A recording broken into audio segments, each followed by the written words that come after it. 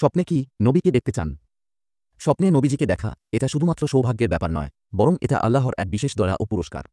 রাসূলুল্লাহ সাল্লাল্লাহু আলাইহি ওয়াসাল্লাম বলেছেন, যে ব্যক্তি আমাকে স্বপ্নে দেখল সে আমাকে বাস্তবেই দেখল। কারণ শয়তান কখনো আমার রূপ ধারণ করতে পারে না, আল্লাহ শয়তানকে সেই ক্ষমতা দেননি। নবীজিকে স্বপ্নে দেখা এটা একজন মুসলিমের ঈমানের পাকা নিদর্শন। এটি এক ধরনের সুসংবাদ যে আল্লাহ হয়তো তার বান্দার প্রতি সন্তুষ্ট। অনেক বড় বড় আলেমরা বলেন, কেউ যদি জীবনে নবীজিকে স্বপ্নে দেখতে চান তার জন্য কিছু আমল খুবই গুরুত্বপূর্ণ, যেমন 5 ওয়াক্ত নামাজ যথাযথভাবে পড়া, দরুদ শরীফ বেশি বেশি পড়া, বিশেষ করে প্রতি রাতে ঘুমানোর আগে, নিজের অন্তরকে পাপ থেকে শুদ্ধ করা এবং সর্বোপরি সুন্নাত মেনে চলা।